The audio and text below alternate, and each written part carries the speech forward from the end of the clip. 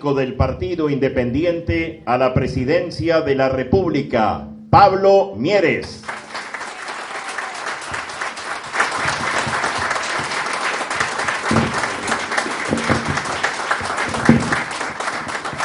Buenas noches a todos, a todas. Un abrazo grande a todos los que están acá acompañando este final de campaña de esta primera parte. Yo estoy realmente asombrado, les diría que he llegado al colmo del asombro por descubrir que un día sí y otro también, desde la vereda de enfrente de la oposición, tratan de inventar situaciones que la realidad desmiente categóricamente. No hay día en donde no busquen, como decía bien alguno de los compañeros que hizo uso antes de la palabra, no hay día que no busquen condicionar, limitar, cuestionar cosas que rompen los ojos, que es que en este país, después de todas las adversidades que vivimos durante estos años de gobierno, terminamos con mucho más empleo y con mejor salario que cuando gobernaban ellos, sin pandemia, sin sequía y sin ninguna otra calamidad de aquellas que tanto nos han afectado en estos años de gobierno. Todos los días escuchamos relativizaciones de esos números que son categóricos. Decía bien Daniel, 80 y pico de mil puestos de trabajo más que en el 2019. Y siguen hablando de precarización del empleo. Y tenemos una tasa de formalidad que es 3,5 puntos más alta que la que tenían ellos, cuando no había ninguna circunstancia que lo meritara y había menos gente en el mercado de trabajo. Porque hay más formales, tenemos el récord de registro de trabajadores en el Banco de Previsión Social, el récord desde que se llevan registros de cantidad de trabajadores registrados en el Banco de Previsión Social. Y siguen cuestionando. Yo me acuerdo cuando a la precandidata del Frente Amplio, que le preguntan finalmente en un programa, después de hacerle varias preguntas, dice, pero entonces usted no reconoce nada bueno de este gobierno, y queda en silencio. Y es la periodista la que le dice, pero hay 84 mil puestos de trabajo más, o 74 mil, no me acuerdo ahora cuál fue la cifra que le dijo, y entonces queda y dice, sí, pero son de baja calidad. Entonces, nada les viene bien. Todo lo que ha hecho la oposición, lo dijo bien también Daniel, desde que asumimos en adelante, nunca reconocieron nada. Nunca, jamás. Jamás una oportunidad de un diálogo, de una posibilidad de puentes que sin duda le hacen bien a la democracia. Yo hubiera querido una oposición distinta. Una oposición, para empezar, con capacidad de propuesta. Porque ese es el otro problema. ¿Saben lo que les pasa? Quedaron indigestados de la derrota hace 5 años y mientras no digieran no van a tener capacidad de proponer alternativas, porque siguen pensando cómo fue que perdieron después de 15 años, en vez de pensar qué hacemos para que el país sea distinto. Y entonces escuchamos cualquier fantasía, Hoy vi el último spot de uno de los candidatos del Frente Amplio, diciendo para volver a la seguridad. Ellos, que nos dejaron una situación dramática y mostraban imágenes de patrulleros corriendo, y además el candidato que mostró sus asesores, que son los mismos que llevaron al Uruguay a las peores cifras delictivas desde que se tenga memoria. Y no digo que estemos bien en materia de seguridad, para nada. No digo que esto esté concluido, para nada. La vida es así, la política es así, los gobiernos siempre tienen tareas pendientes y nosotros somos plenamente conscientes de que eso es así. Pero nadie puede dudar de que las rapiñas, los hurtos y el abigeato se redujo por primera vez desde hace décadas. Pero es cierto que tenemos una situación grave de violencia y nos gustaría poder trabajar codo a codo, espalda con espalda. No hemos podido hacerlo en ningún tema.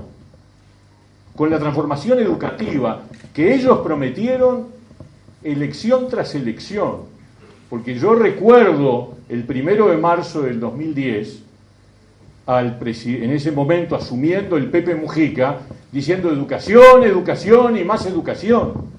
Y la transformación te la debo. Y después dijo, no pude con los gremios.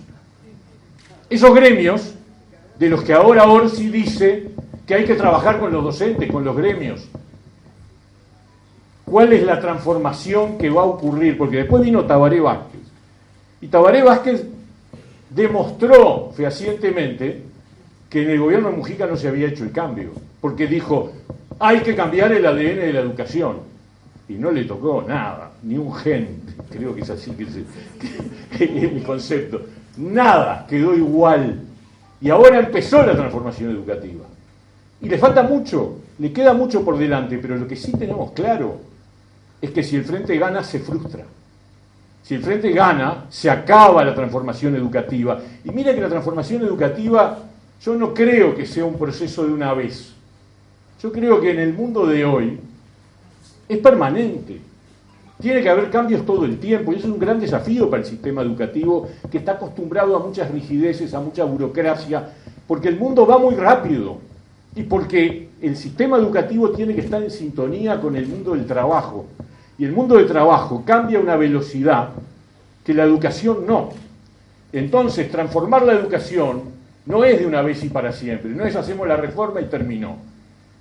Es iniciar un cambio de mentalidad que implica que la educación esté todo el tiempo en proceso de transformación. Y con el Frente Amplio, lamentablemente, lo que tenemos es que quedan atados de los reclamos de corporaciones que dicen que no a cualquier cambio, al mínimo que sea. Todavía tenemos pendiente un tema importante en materia, muchos, pero voy a decir uno en particular. El sistema de elección de horas que tiene la enseñanza media en Uruguay es profundamente regresivo, porque eligen por orden de puntaje y por lo tanto lo que termina ocurriendo es que los mejores docentes terminan dando clase en aquellos lugares, centros educativos, a donde van los gurises de mayor nivel socioeconómico. Entonces, en vez de igualar, que es la función de un sistema educativo, nuestro sistema educativo lo que hace es disparar las desigualdades. Y yo quiero construir, y creo que esta es la, si uno dijera, ¿cuál es la prioridad del Partido Independiente? Es construir nuevamente una sociedad en donde todos creamos que el camino de ascenso social es a través de la educación y el trabajo. Nuestros problemas de convivencia, nuestros problemas de inseguridad tienen que ver efectivamente con eso, con el problema de que hay una parte de la sociedad que no cree más que el camino es por la vía de la educación. Y eso tiene que ver con tres asuntos que vienen lacerando el corazón de nuestro país, que uno sueña integrado, pero que no viene de este periodo de gobierno, ni de los gobiernos del Frente, ni siquiera de los gobiernos de partidos tradicionales anteriores, viene de décadas, que es que entre los niños la pobreza es el doble que entre el conjunto de la población. Y cuando era el 20% del conjunto de la población, era el 40% entre los niños. Ahora es el 10%, es el 20% entre los niños. Pero después tenemos una tasa de deserción de la enseñanza media escandalosa, que la bajamos 10 puntos en este periodo de gobierno, de 60% a 50%, sigue siendo escandalosa. 5 de cada 10 gurises en edad de terminar su enseñanza media no terminan, se van, abandonan, desertan. Y después tenemos el tercer gran, y esto es de hace décadas, y el tercer gran problema es que tenemos una tasa de desempleo entre los jóvenes que es más del triple. Hoy estaba mirando los últimos datos, es casi el cuádruple que la tasa de desempleo del conjunto de la población. Está todo encadenado. Por eso hay que hacer un trabajo que hay que centrarlo en atacar las tres circunstancias al mismo tiempo para construir un país que vuelva a ser orgullo para los más débiles. Que esos gurises que dejan de ser pobres van a tener mayor oportunidad de permanecer en el sistema educativo, mucha mayor oportunidad. Si tú vivís los primeros años de vida con privaciones, es muy probable que la tendencia al abandono escolar ocurra más temprano que tarde. Y por eso este es un tema crucial, de hace décadas que es crucial. Y para el Partido Independiente esta es una bandera absolutamente central y prioritaria. Y me alegra mucho que haya ocurrido que después de que en febrero, voy a hacer la anécdota, el diario El País preguntó a todos los precandidatos cuál era la prioridad número 1 de cada uno de los precandidatos, salió todos, el único que en febrero dijo que la prioridad número 1 era reducir la pobreza infantil fui yo, el Partido Independiente. Ahora todos, pero bienvenidos todos los que ahora incluso pintan muros hablando de bajar la pobreza infantil. Bienvenidos, porque entonces es seguro que esta vez sí arrancamos, de una vez por todas. Y vamos a reclamar, por cierto, que esos compromisos que ahora se dicen en campaña se cumplan. Y ese es el objetivo, porque ahí arranca la reducción de la deserción estudiantil, porque esos gurises van a tener mayores posibilidades de permanecer. Y además el sistema educativo tiene que ser más atractivo, tiene que cambiar, tiene que tener más vínculos con el trabajo, con el mundo del trabajo. Yo me acuerdo hace muchos años, un grupo de economistas de la Facultad de Ciencias Sociales de la Universidad de la República hizo un estudio y llegó a la conclusión de que una de las razones de desertar era que se aburrían, era que sentían que no les servía mucho lo que aprendían en el aula. Y es verdad que hay una distancia sideral entre lo que se aprende en la educación formal en el aula y lo que es la vida posterior. Y tenemos que achicar esa distancia, y eso significa vincular mucho más la educación con el trabajo. Cuando uno dice esto, lamentablemente los gremios docentes dicen que eso es mercantilizar la educación. Y yo les respondo, ¿y si no, para qué educamos? Educamos para dos cosas desde que el mundo es mundo, en cualquier sociedad.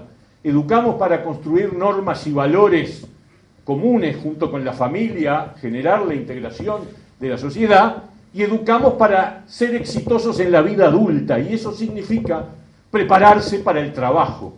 Y por eso es tan importante algo que nosotros planteamos, que es que no puede ocurrir que haya gurises que quieran ingresar a la educación técnica profesional y no tengan cupo, porque eso impide la posibilidad de acercar el mundo de la educación con el mundo del trabajo e impide la posibilidad de que esos chiquilines tengan salidas laborales más razonables en un mundo del trabajo que cambia a una velocidad impresionante. Por eso yo soy un viejo partidario de la educación dual. Yo creo que es importante avanzar en el sentido de que no existe educación teórica sin práctica y no existe práctica sin teoría. Y esa divisoria que tenemos nosotros en nuestro sistema educativo entre secundaria y UTU como si fueran dos mundos distintos, yo creo que hay que empezar a trabajar. Yo sé que estas cosas es tocar tótems de la educación, pero es que hay que tocarlos porque tenemos que construir una educación del siglo XXI y dar saltos realmente fundamentales para que los uruguayos podamos volver a creer que efectivamente el camino de ascenso, el verdadero, el real, es el de la educación y el trabajo, y que los padres se aseguren que los gurises sigan yendo y que no les dé más o menos lo mismo si siguen o abandonan. Y hay que volver a hacer creer en esas cuestiones. Pero mientras tanto, hay que resolver los problemas de seguridad. Está claro que nosotros no podemos decir, bueno, ahora esto empieza a cambiar y cuando los chiquilines crezcan, no. Mientras tanto, este partido está comprometido en la lucha contra la delincuencia. No somos naif, no somos ingenuos. Hay que darle tranquilidad a la gente. Y eso significa profesionalizar más la policía. Pero también significa que la policía vuelva a los barrios, que la policía vuelva a las viejas comisarías, destacamentos o como quieran llamarle, al lado del vecino, conociendo lo que pasa en cada barrio. Que eso, lamentablemente, en el periodo de gobierno del Frente Amplio, se retrocedió y se vaciaron las comisarías porque optaron por otra estrategia, que yo creo que es una estrategia absolutamente errónea, porque la clave es que el policía sea alguien en contacto con los vecinos y que además diseñe, detecte y encuentre, y acá viene dónde están los problemas delictivos en el barrio. Y acá viene otro tema fundamental, que es que el plebiscito para derogar la prohibición de los allanamientos nocturnos de los hogares, hay que votarlo de una vez por todas, porque es la única manera de que, lamentablemente, algunos hogares no sigan siendo lugares que aprovechan la noche para transar y para delinquir mientras la policía no puede entrar. Y en eso tampoco está de acuerdo la oposición. Ustedes se dan cuenta y después dicen que quieren resolver la seguridad. Y por supuesto hay que transformar el sistema penitenciario, porque tampoco podemos convivir con una tasa de reincidencia del 70%. Porque las sociedades que funcionan bien tienen una tasa de reincidencia del 30%. Entonces tenemos que trabajar, de sacar de una...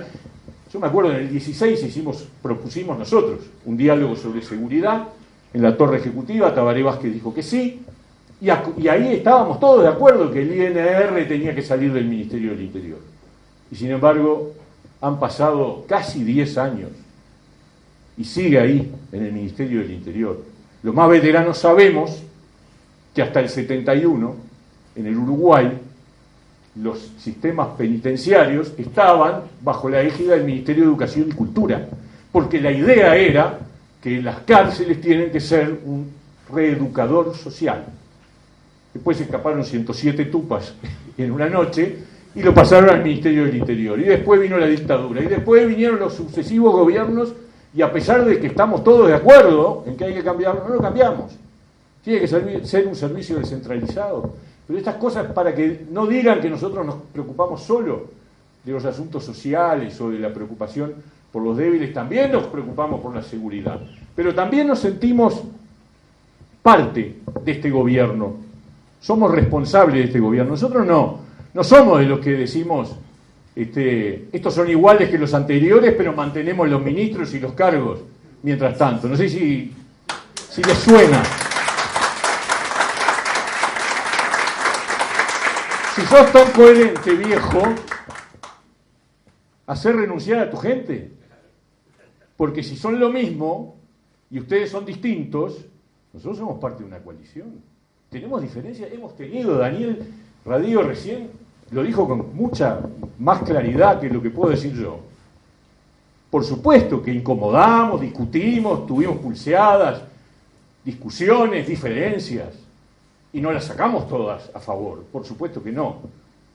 Pero sí mantuvimos siempre el decoro y la responsabilidad de tramitar estas cosas de manera tal de no generar ni chantajes ni daños al gobierno del que uno forma parte. Y para cacarear hay que estar dispuesto a asumir las consecuencias del cacareo, y si no, callarse. Y también somos un partido que tiene varias personas, compañeros, en distintos cargos de ejercicio de gobierno, y estamos orgullosos de todos ellos, porque han cumplido, porque han hecho una gestión excelente, una gestión de responsabilidad, porque hemos elegido compañeros con perfil para cada uno de los cargos. No al azar, ni por cuota, no, simplemente pensando en dónde cada uno podía cumplir su mejor tarea. Y nos ha ido bien. Y ninguno de los nuestros tuvo que irse por el costado. Y esto lo quiero decir también sin caer en la soberbia, porque yo reconozco que esto le puede pasar a cualquiera. Que alguno se porte mal, uno trata de, obviamente, como partido, de elegir a quienes cree que van a cumplir. Y de hecho, por ahora, el partido puede exhibir esto como una credencial, que no es poca cosa en los tiempos que vivimos. Pero nadie está libre, nadie puede escupir para arriba. El tema es que cuando ocurre una situación, para afuera. Tú lo dijiste, para afuera. Ese es el sentido, y eso es lo que yo reconozco, en donde en este gobierno han ocurrido, por supuesto, situaciones de irregularidad, pero ha habido una decisión del presidente de la República en cada caso de tomar decisiones, a veces difíciles, muy difíciles, pero hubo señales muy claras. Mientras que en los gobiernos anteriores, que tanto reclaman y hablan, el otro día escuché a un senador decir que este es el gobierno más corrupto de la historia.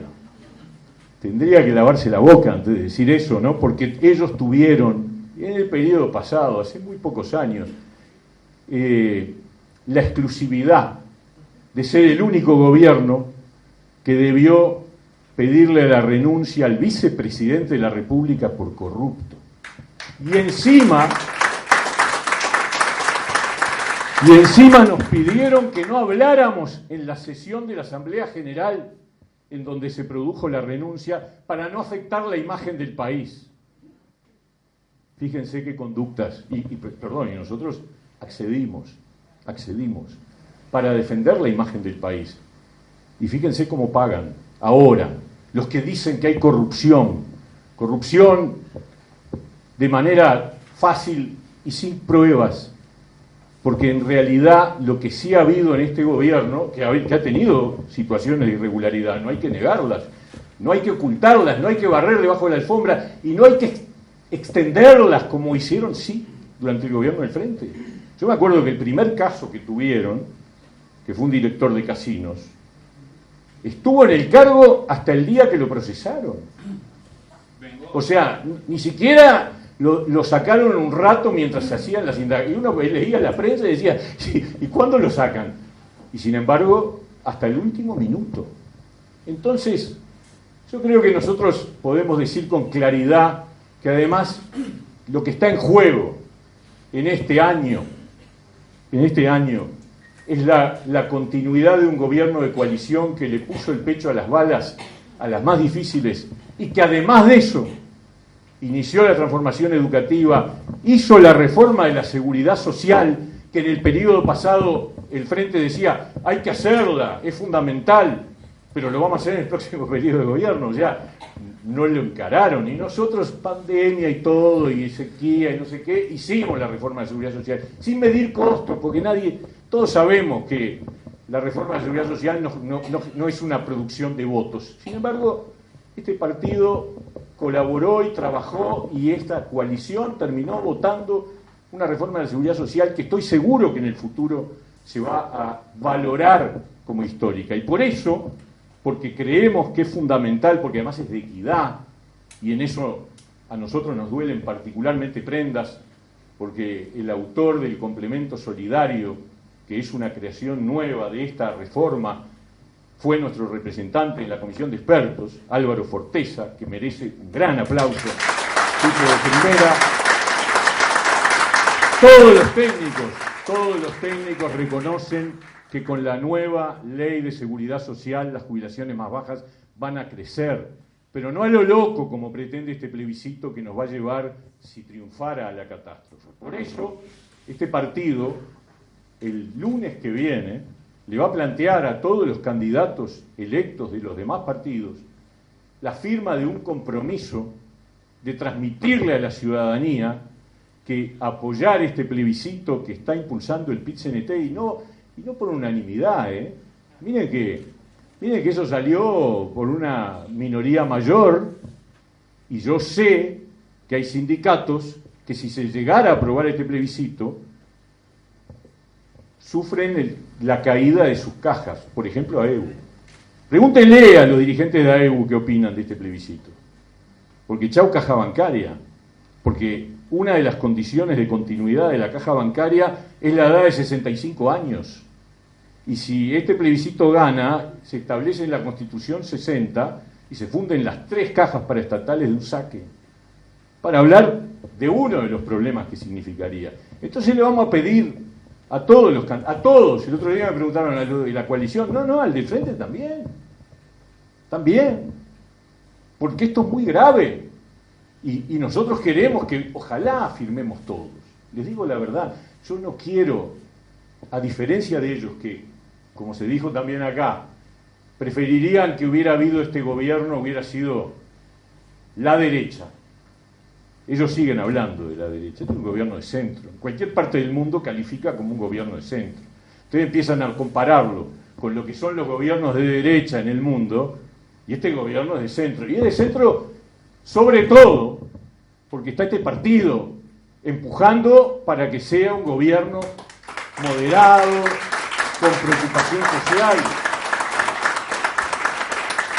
Pero yo, a diferencia de ellos, que les hubiera gustado que hubiéramos pateado el tablero de los consejos de salario, porque era lo que decían, que veníamos nosotros y se acababan los consejos de salario, la negociación colectiva, las relaciones laborales, y decían un montón de cosas más, bueno, los desalojos express y todas estas cosas que dijeron, la privatización de la educación y tantas cosas. Yo la verdad, yo preferiría tener enfrente un partido que estuviera dispuesto a dialogar. Yo hubiera querido que cuando el presidente de la República fue con el anteproyecto de la reforma de la Seguridad Social a la sede del Frente Amplio, en un acto también de apertura, que no es frecuente que los presidentes de la República vayan a la casa del partido de la oposición, y le dijo: acá está el borrador del proyecto que queremos mandar al Parlamento, esperamos los aportes de ustedes.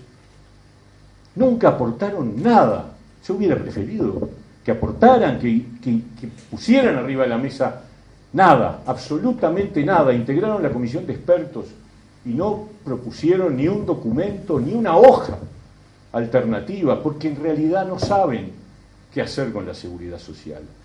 Dos ejemplos: libertad de acción frente a este plebiscito, y Fernando Pereira diciendo que si ganan van a hacer un gran diálogo nacional para discutir la reforma de la seguridad social.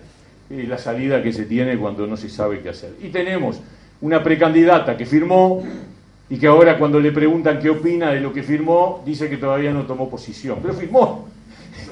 Es increíble. Por eso digo, la verdad se juega mucho en la elección de los próximos 5 años de gobierno, y tenemos que ganar en octubre y en noviembre. Pero también se juega, y lo digo con total convicción, cómo se distribuye el poder dentro de la coalición.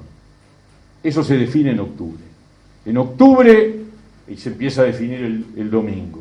El domingo empezamos a votar lo que va a terminar siendo la campaña electoral de octubre, donde además de ganar para gobernar otra vez con una coalición, necesitamos que haya un cambio en el equilibrio del poder dentro de la coalición. Y eso implica que el PI tenga una gran votación, y eso implica un gran laburo que empezamos ya cuando arrancó la campaña para las internas, pero que sigue ahora de aquí a octubre, porque no hay mejor homenaje que se le pueda hacer al canario, y lo dijeron todos los que estuvieron acá antes que yo en el uso de la palabra. No hay mejor homenaje que romperse el alma como él se la rompía siempre, todos los días, laburando por este partido, para que este partido, no porque sea un fin en sí mismo, cuando un partido se convierte en un fin en sí mismo, hay veces que uno dice, hay partidos que tienen nombres que yo no sé cómo se animan a mantenerlos, pero no voy a seguir por ese camino.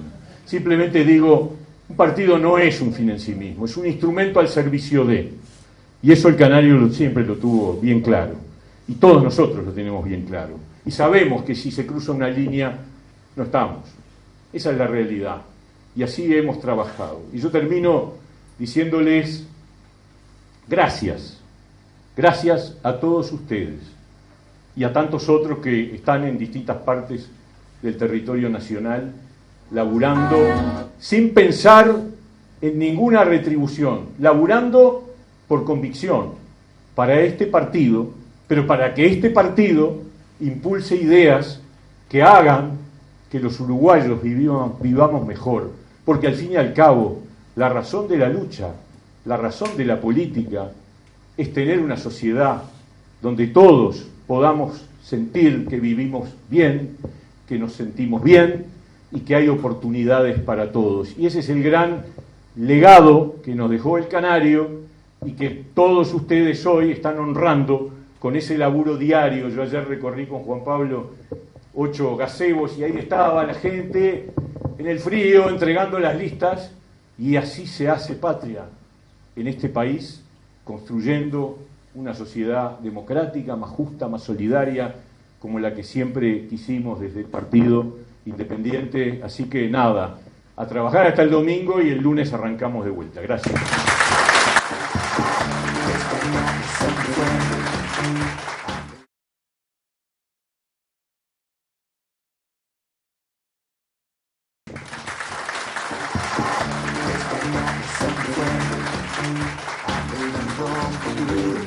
independiente, destacar con libertad.